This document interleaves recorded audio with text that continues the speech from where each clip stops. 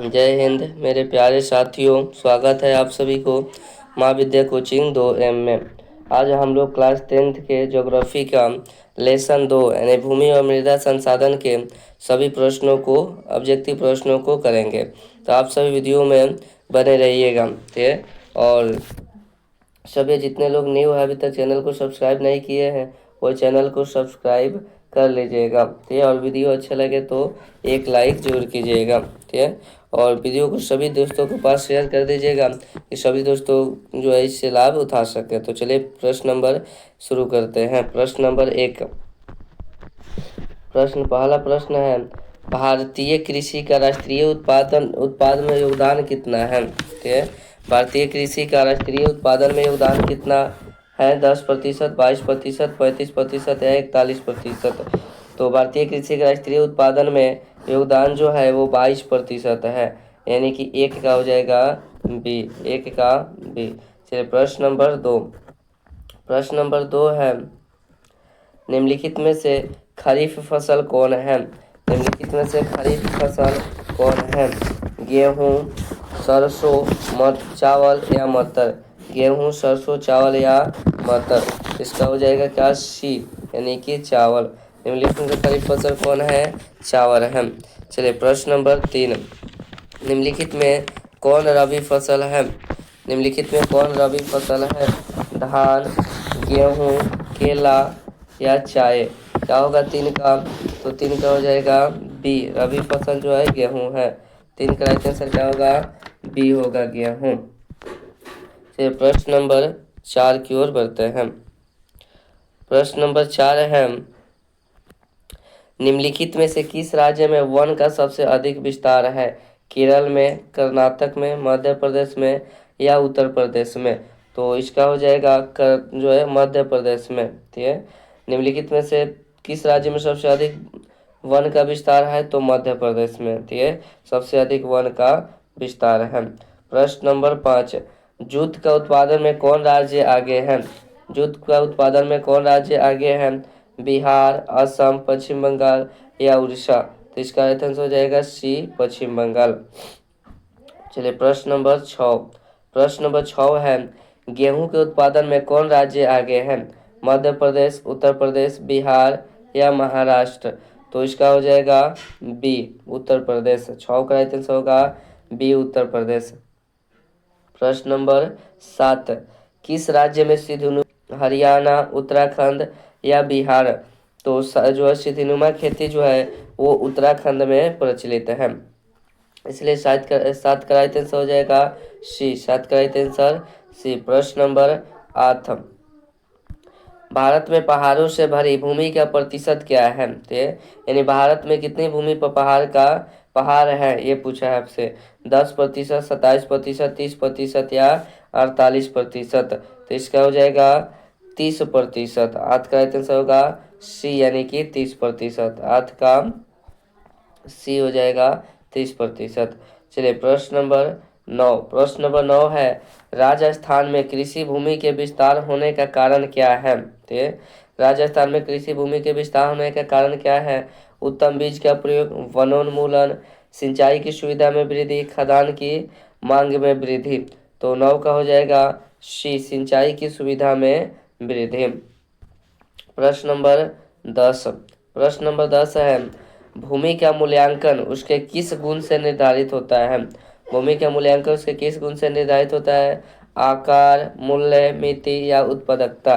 तो 10 का हो जाएगा डी, उत्पादकता। 10 का राइट आंसर होगा डी, उत्पादकता। ठीक, तो प्यारे दोस्तों ये जो है वीडियो आप लोगों का रिकॉर्डेड डाला जा रहा है। ठीक, और आप लोग जो है अपना स्कोर जरूर कमेंट कीजिएगा।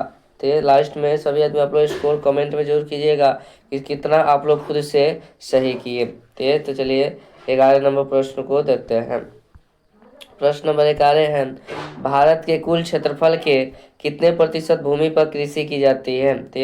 यानी भारत में जितनी क्षेत्रफल है उसके कितने प्रतिशत भूमि पर कृषि की जाती है? 47%, 74%, 37% या 27%? तो इसका हो जाएगा 47%। यह भारत के 47% भूमि पर कृषि की जाती है। इनमें काली मिट्टी का क्षेत्र कौन है? कौन जो है इनमें काली मिट्टी का क्षेत्र है? छोटा नागपुर, महाराष्ट्र, पंजाब या केरल? तो इसका हो जाएगा महाराष्ट्र। तो इसका हो जाएगा क्या? महाराष्ट्र।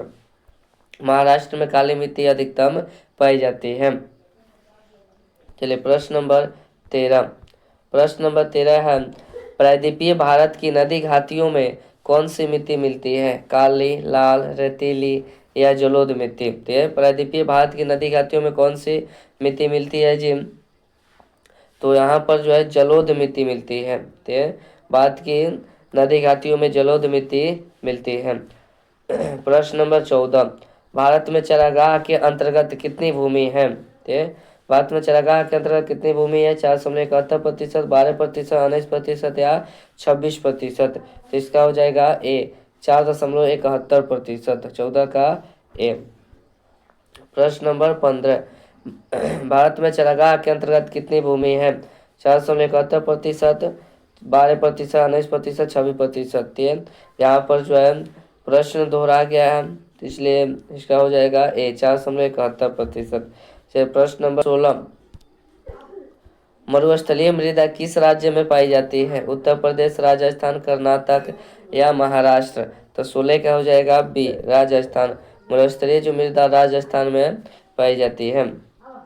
प्रश्न नंबर 17, मैंग्रोव्स वन का सबसे अधिक विस्तार है अंडमान निकोबार द्वीप समूह के तटीय भाग में, सुंदरबन में, पश्चिम तटीय भाग में या पूर्वोत्तर राज्य में? तो 17 का भी हो जाएगा सुंदरबन में। 17 का राइट आंसर क्या होगा? बी सुंदरबन में। प्रश्न नंबर 18, डाकियों की अर्थव्यवस्था का संबंध है। डाकुओं की अर्थव्यवस्था का संबंध किससे है?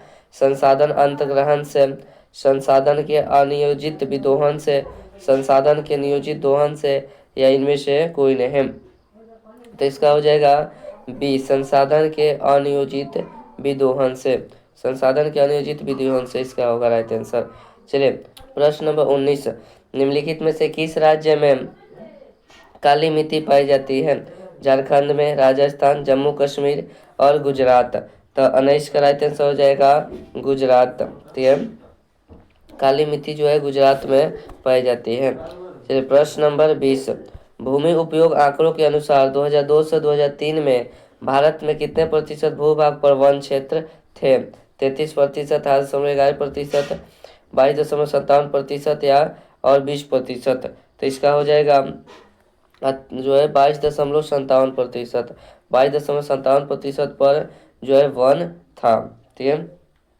चलिए प्रश्न नंबर 21। प्रश्न नंबर 21 है, भारत में कितने प्रतिशत भाग मैदानी है? भारत में कितने प्रतिशत भाग मैदानी है? 30%, 43%, 27% या 56%? तो 21 का हो जाएगा 43%। भारत में मैदानी भाग कितने प्रतिशत है? तो 43% है। चलिए प्रश्न नंबर 22। प्रश्न नंबर 22, निम्नलिखित में से कौन सा कारक मृदा निर्माण में महत्वपूर्ण है? तो निम्न से कौन सा कारक जो है मृदा बनाने में या मृदा निर्माण में सबसे अधिक महत्वपूर्ण है? चट्टान, जलवायु, पेड़ पौधे या इनमें से सभी? तो 22 का हो जाएगा इनमें से सभी हो जाएगा। तो मृदा निर्माण में चट्टान, जलवायु, पेड़ पौधे सबकी जो आवश्यकता होती है और सब भी महत्वपूर्ण है। तो 22 का हो जाएगा डी। प्रश्न नंबर 23, काली मिट्टी किसकी खेती के लिए उपयुक्त है? कपास, लीची, गेहूं या बाजरा? तो 23 का हो जाएगा कपास। तो ये काली मिट्टी जो है कपास की खेती के लिए उपयुक्त है। प्रश्न नंबर 24 है, भारत में सबसे अधिक विस्तार किस मिट्टी का है? काली मिट्टी का, लैटेराइट, जलोढ़ मिट्टी, वनीय मिट्टी? भारत में सबसे अधिक विस्तार किस मिट्टी का है? तो 24 का हो जाएगा सी यानी कि जलोढ़ मिट्टी का। तो 24 जलोढ़ मिट्टी का भारत में अधिकतम विस्तार है। प्रश्न नंबर 25, इनमें कौन स्थान पर मिट्टी का उदाहरण है? तो हो जाएगा ए काली मिट्टी। राइट आंसर क्या होगा? काली मिट्टी। प्रश्न नंबर 26, पुरानी जलोढ़ मिट्टी को क्या कहा जाता है? बांगर, खादर, भावर या रेगुर मिट्टी? तो 26 का हो जाएगा ए बांगर मिट्टी। पुरानी जलोढ़ मिट्टी को बांगर मिट्टी भी कहा जाता है। प्रश्न नंबर 27, मिट्टी की पीएच मान कितनी होनी चाहिए? मिट्टी का पीएच मान कितना होना चाहिए? 9, 5, 10 या 7? तो 27 का होगा सी यानी कि 10। 27 का क्या होगा? 10। प्रश्न नंबर प्रश्न नंबर 28, मृदा संरचना में मूल चट्टान के ऊपर कितनी परतें होती है? 2, 3, 4 या 7?